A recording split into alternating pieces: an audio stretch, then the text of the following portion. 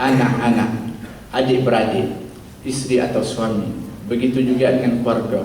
Adakah sudah kita mencintai kepada Allah dan cinta kepada Rasulullah melebihi itu? Atau lebih teruk lagi adalah harta yang sementara ini, perniagaan yang kita usahakan, kita usaha takut rugi. Atau rumah yang kita balik nanti kita lihat rumah kita, kalau tak elok kita hiasi, kalau lansirnya buruk kita tukar, kalau kusyonnya kita akan gantikan, kerana cinta dan kasihnya kita, seronoknya kita di dalam rumah tersebut. Adakah ianya lebih kamu cintai daripada cintamu kepada Allah dan cintamu kepada Rasulullah sallallahu alaihi wasallam? Nah, kalau masih ada sedemikian keadaannya, kita belum lulus dalam cinta kita kepada Allah dan cinta kita kepada Rasulullah sallallahu alaihi wasallam. Majlis pada hari ini adalah untuk memupuk mahabbah dan cinta. Ingin untuk merangsang cinta kita kepada baginda Rasulullah.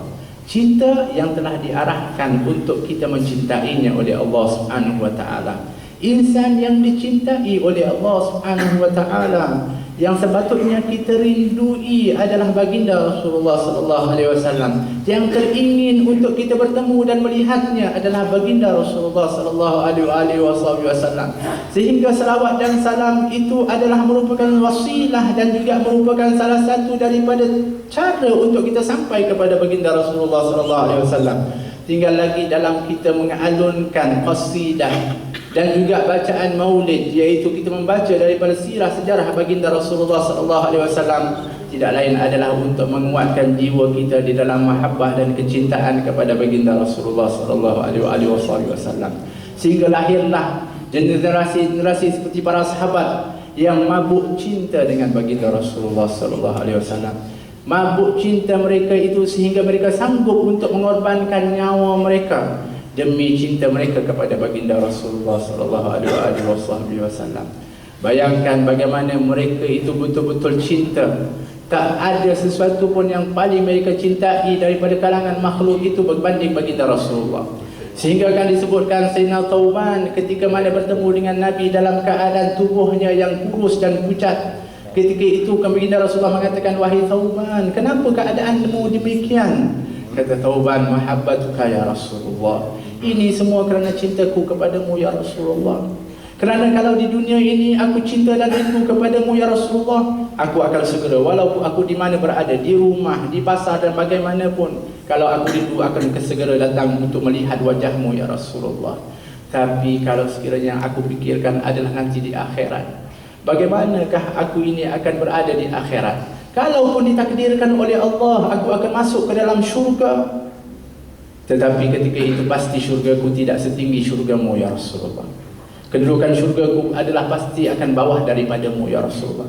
Apalah artinya syurga dan keindahan itu tanpa aku melihat wajahmu di dalamnya." Allahu Akbar.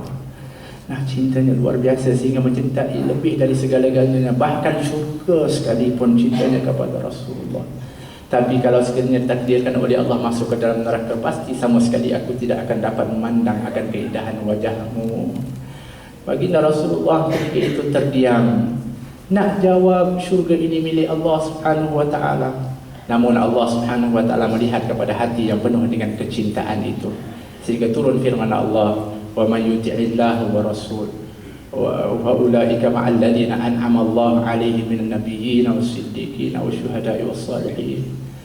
Mereka itu yaitu orang-orang yang taat kepada Allah dan yang taat kepada Rasul, maka mereka itu akan bersama dengan golongan para anbiya, para nabi, para siddiqin, para syuhada dan orang-orang yang saleh. Maka gembira ketika itu ditambah dengan kata-kata baginda Rasulullah, "Al-mar'u ma'a man ahab." Seseorang itu akan bersama dengan orang yang dia cintai. Marilah kita lihat, kadang-kadang orang mengatakan, "Wah, kita tak cukup dengan mahabbah, kita kena ikut sunnah Rasulullah." Betul, kita kena ikut cara Rasulullah, betul. Akan tetapi yang paling asas, yang paling penting adalah cinta kepada Rasulullah. Sebab ada orang yang taat dan buat, tetapi belum tentu dia cinta. Tetapi orang yang cinta pasti akan buat dan akan taat kepada orang yang dicintai. Sebab itulah dikatakan cinta ini adalah suatu perkara yang cukup besar. Bayangkan seorang Arabi ketika mana Nabi SAW sedang berkhutbah, Sedang Rasulullah SAW menyampaikan khutbahnya, sadat masuk seorang Arabi mengatakan, "Ya Rasulullah, bilakah sa'ah? Mata sa'ah? Bilakah hari kiamat berlaku?" Nabi SAW tak menjawab, tapi bertanya soalan, apa yang kau sediakan untuk menghadapi daripada kiamat tersebut? Apa jawab Arabi itu? Aku tak sediakan dengan solat yang banyak ataupun puasa atau amalan-amalan yang besar, tetapi sungguhnya aku cinta kepadamu ya Rasulullah. Para sahabat pada ketika itu merasa marah kepada Badui ini. Kenapa? Mengganggu Rasulullah ketika khutbah. Tetapi setiap kali Rasulullah menjawab dari pertanyaan dan juga mengiktiraf apa yang disebutkan oleh Arabi itu, mengatakan, aku tidak beramal banyak ya Rasulullah. Aku tak mampu untuk nak seperti kaum ataupun golongan-golongan yang mampu untuk nak ibadah luar biasa. Tetapi aku cinta kepadamu ya Rasulullah. Kata baginda Rasulullah, al-mar'u ma'a man ahab. Kata baginda Rasulullah, dan Nabi mengatakan, anta ma'a man ahbabta. Engkau akan bersama dengan orang yang engkau cintai, kata Rasulullah sallallahu alaihi wasallam. Sehingga kata Anas bin Malik radhiyallahu anhu, aku tak pernah gembira, kami tidak pernah gembira selain daripada masuk ke dalam Islam, daripada kalimat yang kami dengar daripada baginda Rasulullah sallallahu alaihi wasallam, yaitu seseorang itu pasti akan bersama dengan orang yang dia cintai. Dan aku, kata Anas bin Malik, cinta kepada Rasulullah, cinta kepada Sayyidina Abu Bakar, cinta kepada Sayyidina Umar. Aku yakin dengan kata-kata Nabi, aku akan bersama dengan mereka nanti pada hari kiamat. Hadirin hadirat dan rahmati oleh Allah Subhanahu wa taala, alangkah besar dan hebatnya kuasa cinta itu, sehingga membawa seorang pencinta bersama dengan orang yang dia cintai, dan akan dimahsyarkan ketika itu bersama dengan orang yang dia cintai, sehingga akan dikumpulkan ketika itu bersama dengan orang yang dia cintai. Kalau dicintai adalah Rasulullah dan para solehin, maka dikumpulkan kelompok itu di bawah bendera Rasulullah. Tapi malang, dan alangkah malangnya kalau orang cinta kepada artis atau pemain bola atau orang-orang yang tak pernah sujud pun kepada Allah Subhanahu wa taala. Bayangkan ketika dibangkitkan oleh Allah Subhanahu wa taala, melihat wajah-wajah mereka itu, orang-orang yang tak pernah pun berzikir kepada Allah, tak pernah berselawat pun kepada Nabi, tak pernah sujud sekali pun kepada Allah Subhanahu wa taala. Tiba-tiba kita berada di dalam kelompok mereka, ketika itu pasti kita akan kecewa, kita akan menangis, walaupun di dunia ini kita menjerit, melaungkan dan memagungkan kepada mereka. Hadirin, pada hari ini kita mengagungkan kepada insan yang cukup agung, yaitu baginda Rasulullah, yang nanti di akhir akhirat pun kita pasti akan berbondong-bondong datang kepada beliau sallallahu alaihi wasallam. Paling tidak kita akan meminta kepada syafaatul uzma, dan dia akan datang kepada Allah Subhanahu wa taala, sujud untuk memintakan syafaat, dan akan memberikan syafaat ketika itu kepada kita, khususnya umat Nabi Muhammad sallallahu alaihi wasallam. Marilah kita mengenali akan bagaimana keuntungan kita menjadi umat Nabi Muhammad, yang kita sebutkan nanti insya-Allah dengan kita kalimat ya hanana. Alangkah beruntungnya kita dikurniakan Nabi Muhammad sallallahu alaihi wasallam. Ya hanana, alangkah beruntungnya kita ini menjadi umat Nabi Muhammad sallallahu alaihi wasallam. Tetapi yang paling penting adalah, adakah Nabi juga mengatakan, alangkah beruntungnya aku mendapatkan kamu semua ini sebagai umatku. Inilah yang sepatutnya kita fikirkan, supaya kita menjadi insan dan umat yang menggembirakan baginda Rasulullah sallallahu alaihi wasallam, bukan menyedihkan kepada baginda Rasulullah sallallahu alaihi wasallam. Mudah-mudahan majlis ini adalah majlis yang merangsang rasa cinta kita kepada Allah dan kepada baginda Rasulullah sallallahu alaihi wasallam. Majlis yang akan membasahkan lidah kita dan tidak berhenti selepas cukup hanya sekadar ini, untuk banyak berzikir kepada Allah dan berselawat kepada baginda Rasulullah sallallahu alaihi wasallam. Majlis yang insya-Allah kita keluar, kita tukar daripada tune muzik yang kita selalu alunkan di lidah-lidah kita, kembali kepada alunan selawat, alunan puji-pujian kepada baginda Rasulullah, yang dengan alunan tadi mendapatkan ganjaran di sisi Allah Subhanahu wa taala. Kalau ianya selawat dapat 10 rahmat daripada Allah, tapi kalau kita nyanyi lagu yang lain tak dapat, tuan-tuan. Dan dapat takut-takut adalah murka daripada Allah Subhanahu wa taala.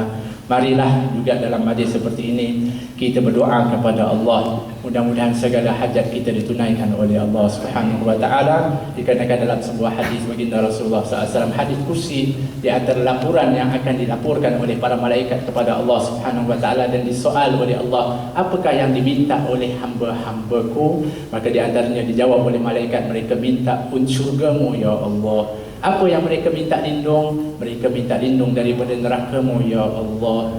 Mereka itu, kata Allah Subhanahu wa taala, telah Aku ampunkan segala dosa-dosanya ya Allah. Ada di kalangan mereka yang masuk ke dalam majlis itu, mereka bukan nak berselawat, bukan nak berzikir kepada Allah, mereka kebetulan lalu dan mempunyai hajat dengan orang yang berada di dalam majlis tersebut, tetapi duduk juga bersama. Kata Allah, dia juga Aku ampunkan. Humul gaum la yashqa bihim jalisuhum. Mereka itu adalah kelompok atau kumpulan yang tak rugi dan tak celaka orang yang duduk di dalamnya.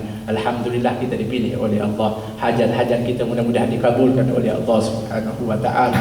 Dosa-dosa kita diampunkan oleh Allah Subhanahu wa taala. Sehingga di antara satu kalimat yang akan dialungkan, dilaurkan ketika mana setelah selesai daripada majlis ini, Qumu maghfuran lakum, bangunlah dengan keampunan daripada Allah. Qad buddilat sayiatukum hasanat, telah ditukar segala dosamu dengan kebaikan oleh Allah Subhanahu wa taala. Sehingga kalimat ini ketika mana Sayyidina Umar Al-Khattab radhiyallahu anhu, ketika dia mendengar kalimat tersebut, dia mengatakan, alangkah aku ini orang yang paling beruntung, kata Sayyidina Umar Al-Khattab radhiyallahu anhu. Sehingga sahabat mengatakan, kenapa engkau yang paling beruntung?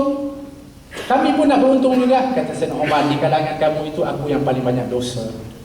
Jadi apabila Allah mengatakan Allah menukar dosa dengan pahala, aku paling banyak sekali sebab dosa aku paling banyak. Allahu akbar, tawadhu'nya Sayyidina Umar Al-Khattab radhiyallahu anhu. Tetapi untuk memahami hakikat sesungguhnya dalam majlis seperti ini, segala dosa dan kesalahan akan ditukar kebaikan oleh Allah Subhanahu wa taala. Mudah-mudahan taubat kita diterima oleh Allah Subhanahu wa taala, menambahkan kecintaan kita kepada Allah dan kepada baginda Rasulullah sallallahu alaihi wasallam. Dan mudah-mudahan Allah Subhanahu wa taala memberikan pertolongan dan juga kekuatan kepada kita untuk banyak berzikir kepada Allah dan juga banyak selawat kepada baginda Rasulullah sallallahu, banyak bersyukur kepada Allah dan sebaik-baik ibadah kepada Allah Subhanahu wa taala. Amin Allahumma amin. Minta maaf jika ada kekurangan. Hadza wa billahi taufiq. Wassalamualaikum warahmatullahi wabarakatuh.